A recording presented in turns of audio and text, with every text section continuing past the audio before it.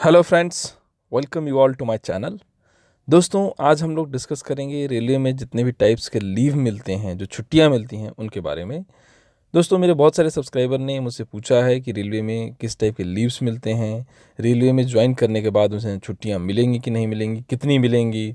उसके बाद उन्होंने ये भी पूछा है कि रेलवे में उन्हें अगर हायर एजुकेशन लेना है, कोई दूसरा एजुकेशन ऑप्ट करना है उन्हें, तो हाई क्वालिफिकेशन से रिलेटेड, तो वो कैसे कर सकते हैं।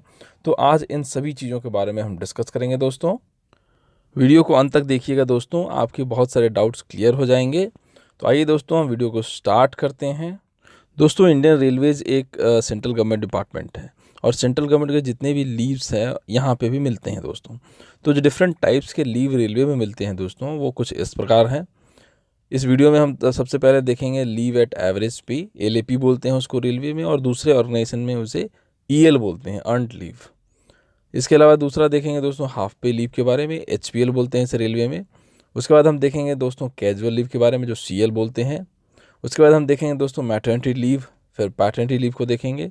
फिर देखेंगे हम दोस्तों लीव विदाउट पे, जो नॉर्मली लोगों के काफ़ी कंसर्न रहते हैं कि विदाउट पे वो लीव पे जा सकते हैं कि नहीं, उसके बारे में हम देखेंगे। उसके अलावा हम देखेंगे दोस्तों एजुकेशन लीव कैसा मिलता है रेलवे में। उसके बाद हम देखेंगे चाइल्ड केयर लीव के बारे में, जो लेडीज़ को मिलता है। उसके बाद हम देखेंगे दोस्तों स्पेशल डिसेबिलिटी लीव के बारे में। और अंत में हम देखेंगे दोस्तों कि आपके पास अगर लीव्स पड़े हुए हैं तो उसको इन कैश कैसे करा सकते हैं। तो ये कुछ इंपॉर्टेंट डिस्कशंस हम वीडियो में देखेंगे दोस्तों। तो आइए हम एक एक करके सभी को डिस्कस करते हैं। दोस्तों, सबसे पहला जो लीव का टाइप है वो है लीव एट एवरेज पे। इसे एलएपी बोलते हैं रेलवेज में, और दूसरे गवर्नमेंट डिपार्टमेंट में इसे ईएल बोलते हैं, जिसे अर्नड लीव भी बोला जाता है। तो ये नॉर्मली साल भर में 30 मिलते हैं दोस्तों, और ये 2 बार आपके अकाउंट में क्रेडिट होते हैं। फर्स्ट जो है 1 जनवरी को 15 डेज क्रेडिट हो जाता है, और 1 जुलाई को फिर रेस्ट जो 15 डेज रहता है वो क्रेडिट होता है। ये दोस्तों, ये जो लीव है ये मैक्सिमम 300 डेज तक एकोमोडेट हो सकता है। मतलब आप 300 डेज तक इसको आप अपने अकाउंट में कर सकते हैं, और उससे ज़्यादा अगर होता है तो वो क्रेडिट नहीं होता है, उसे आपको खर्च करना पड़ेगा। उसके बाद दोस्तों, अगर ये लीव सेंक्शन करवाना है तो ये जो है मैक्सिमम 180 डेज तक एक बार में सेंक्शन हो सकता है। इसके बाद दोस्तों, ये जो लीव है ये इसमें आपको सैलरी पूरी मिलती रहती है, जो आपकी बेसिक सैलरी है प्लस डीए। तो ये बेसिकली लीव एट एवरेज पे का पूरा हिसाब किताब है दोस्तों। दूसरा जो लीव का टाइप है वो हाफ पे लीव बोलते हैं, इसे एचपीएल बोलते हैं, और ये साल भर में 20 मिलता है रेलवे एम्प्लॉयज़ को। ये लीव भी दोस्तों साल भर में 2 बार में क्रेडिट होता है। 1 जनवरी को 10 डेज क्रेडिट होता है आपके अकाउंट में, और 1 जुलाई को रेस्ट 10 डेज क्रेडिट हो जाता है। और इसमें कोई लिमिट नहीं है एकोमोडेशन की, आप कितना दिन भी एकोमोडेट कर सकते हैं अपने अकाउंट में। तो यहाँ पे दोस्तों जो सैलरी मिलती है वो हाफ सैलरी मिलती है। मतलब आपको फुल सैलरी नहीं मिलेगी, आपको 50% सैलरी मिलेगी इस केस में। नॉर्मली लोग क्या करते हैं कि वो 2 लीव को एक साथ कंबाइन करके फुल सैलरी ले लेते हैं। तो ये था दोस्तों हाफ पे लीव एचपीएल के बारे में। अब हम देखते हैं सीएल, जो कैजुअल लीव रहता है, उसके बारे में। नॉर्मली दोस्तों जो सीएल होता है वो ऑफिस के स्टाफ को 8 दिन मिलता है साल में। और जो उसके अलावा के जितने भी स्टाफ हैं, जो फील्ड स्टाफ रहते हैं, उसके अलावा जो इधर उधर मूव करते हैं, स्टेशन मास्टर्स हैं, इनको 10 डेज इन अ ईयर मिलता है। इसके अलावा दोस्तों जो हैंडीकैप्ड स्टाफ होते हैं, जो विकलांग लोग हैं, उन्हें 4 डेज एक्स्ट्रा मिलता है। और अगर ऑफिस में कोई विकलांग है तो उसे 12 डेज सीएल मिलेगा। उसके अलावा के जितने भी स्टाफ हैं उन्हें 14 डेज सीएल मिलता है, कैजुअल लीव मिलता है दोस्तों। तो ये था कैजुअल लीव के बारे में। अब हम आगे देखते हैं। मैटरनिटी लीव जो होता है दोस्तों, वो रेलवे में जो फीमेल स्टाफ है उनको दिया जाता है, और वो 180 डेज मिलता है दोस्तों एट ए टाइम। और normally it should include the delivery period. आप कभी भी 180 डेज़ के लिए ले सकते हैं, लेकिन 180 डेज़ के अंदर में डिलीवरी पीरियड इंक्लूडेड होना चाहिए। उसके अलावा दोस्तों अगर कोई मिसकैरेज हो जाता है तो उस केस में 45 डेज़ का लीव मिलता है।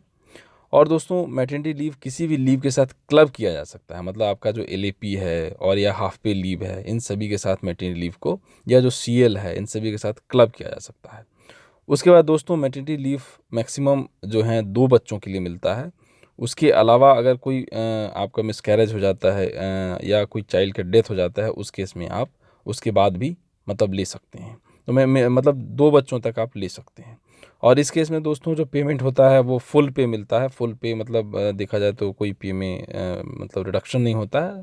Full pay is given to the female employees. This is what all about maternity leave. दोस्तों मैटरनिटी लीव की तरह ही जो मेल एम्प्लॉयज़ रहते हैं उनके लिए पैटर्निटी लीव दिया जाता है और वो 15 डेज़ मिलता है दोस्तों। और ये नॉर्मली आप जो डिलीवरी पीरियड है उससे 15 दिन पहले या उसके 180 डेज़ के बाद तक ले सकते हैं। और ये जो लीव अगर आप नहीं लेते हैं इस ड्यूरेशन में तो ये एक्सपायर हो जाते हैं दोस्तों। और ये पैटर्निटी लीव भी आप किसी भी लीव के साथ क्लब किया जा सकता है, आपका CL हो, आपका LAP हो या हाफ पे लीव हो। उसके अलावा दोस्तों इस पीरियड में भी आपको पूरी सैलरी मिलती है। तो ये था पूरा डिटेल पैटर्निटी लीव के बारे में। अब आगे देखते हैं। दोस्तों रेलवेज में एक लीव विदाउट पे भी दिया जाता है और नॉर्मली अगर किसी भी एम्प्लॉयज़ के अकाउंट में अगर कोई भी लीव नहीं बचता है तो उसे LWP लीव विदाउट पे दिया जाता है। नॉर्मली दोस्तों एम्प्लॉय जो है एम्प्लॉय को at a time 90 days leave without pay एक बार में ग्रांट हो सकता है और उसके होल सर्विस में 360 डेज से ज़्यादा LWP ग्रांट नहीं किया जा सकता। उसके बाद दोस्तों लीव विदाउट पे के लिए आपको रेलवे हॉस्पिटल या किसी गवर्नमेंट हॉस्पिटल से सर्टिफिकेशन लाना ज़रूरी है। सबसे पहले देखा जाए तो इस केस में नॉर्मली क्या होता है दोस्तों कि अगर आपके पास अगर मान लीजिए आप बहुत ज़्यादा बीमार पड़ जाते हैं तो उस केस में सबसे पहले आपके जो LAP है वो ख़त्म होते हैं। उसके बाद जो HPL है, हाफ पे लीव रहता है, वो ख़त्म हो जाते हैं। उसके बाद अगर आपके पास कोई लीव नहीं बचता है तो उस केस में based on railway hospital certification या किसी गवर्नमेंट हॉस्पिटल के सर्टिफिकेशन के बेसिस पे आपको LWP दिया जाता है दोस्तों। और ये LWP में आपको सैलरी नहीं मिलती है और नॉर्मली LWP ग्रांट करते समय ये देखा जाता है कि आप जो हैं जितने पीरियड के लिए LWP दिया जा रहा है उतना जो ड्यूरेशन है उतना HPL जो हाफ पे लीव है वो एक्यूमुलेट कर लेंगे आप फ्यूचर सर्विस में। तो ये थोड़ा सा एक रहता है क्रिटिकल ये LWP देते समय। तो ये नॉर्मली मिल तो जाता है दोस्तों लेकिन थोड़ा सा क्रिटिकल रहता है। तो आगे देखते हैं। दोस्तों रेलवेज में एक एजुकेशन लीव भी दिया जाता है और वो नॉर्मली उन एम्प्लॉयज़ को दिया जाता है जो हायर एजुकेशन या टेक्निकल क्वालिफिकेशन कोई हायर प्रोफेशनल क्वालिफिकेशन लेना चाहते हैं तो वो 12 months at a time education leave grant किया जा सकता है उनको। उसके अलावा लाइफ टाइम में उन्हें 24 मंथ्स का एजुकेशन लीव दिया जाता है। तो दोस्तों ये उन एम्प्लॉयज़ के लिए है जो कोई हायर एजुकेशन लेना चाहते हैं। अगर कोई मान लीजिए कोई BTech कैंडिडेट है वो अगर MTech करना चाहता है तो इस तरह के जो केसेस रहते हैं उस केसेस में एजुकेशन लीव मिल सकता है दोस्तों। तो ये था एजुकेशन लीव के बारे में। दोस्तों रेलवे में फ़ीमेल एम्प्लॉयज़ के लिए एक चाइल्ड केयर लीव दिया जाता है और ये नॉर्मली जो उनके छोटे जो बच्चे रहते हैं उनकी देखभाल के लिए दिया जाता है। और ये अगर बच्चे आपके 18 ईयर्स से कम के हैं तभी आपको चाइल्ड केयर लीव मिलेगा और 2 बच्चों तक ही चाइल्ड केयर लीव दिया जाता है दोस्तों। नॉर्मली दोस्तों चाइल्ड केयर लीव 2 साल के लिए या कहें तो 720 डेज़ के लिए दिया जाता है और इसको आप दोस्तों पार्ट्स में भी ले सकते हैं। मतलब आप अभी 1 महीना के लिए ले लीजिए। नॉर्मली जो लेडीज़ क्या करती हैं कि जब उनके बच्चे के एग्ज़ाम्स रहते हैं या बच्चे के कुछ इम्पॉर्टेंट टाइम्स रहते हैं जब उनकी ज़रूरत रहती है तो उस समय वो लीव ले लेते हैं। ये दोस्तों लीव लेते समय ये ज़रूरी है कि आपको 5 डेज़ मिनिमम लेना ज़रूरी है।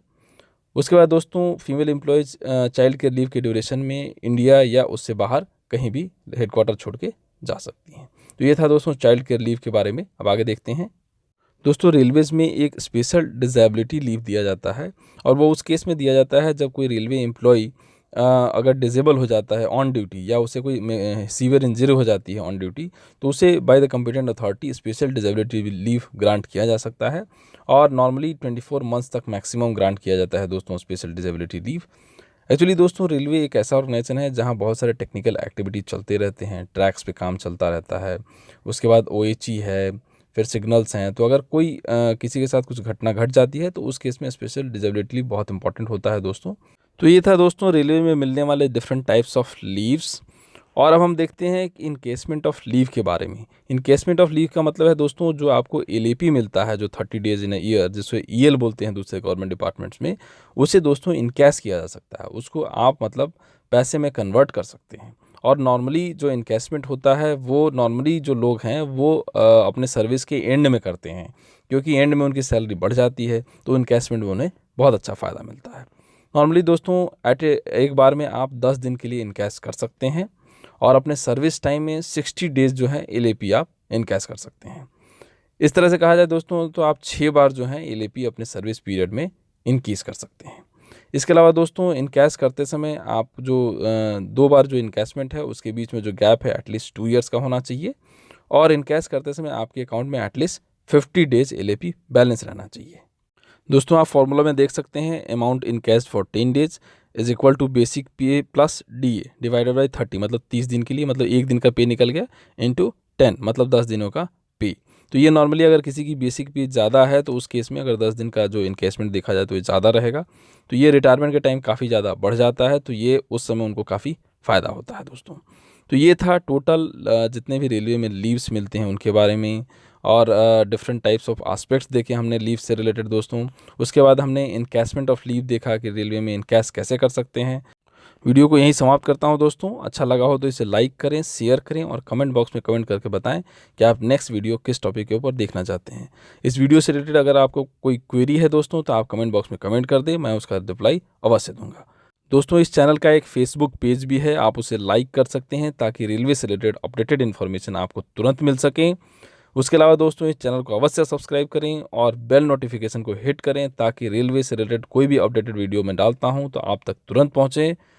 इसी के साथ मैं वीडियो को एंड करता हूं दोस्तों। बहुत बहुत धन्यवाद। Have a good day, bye bye, take care.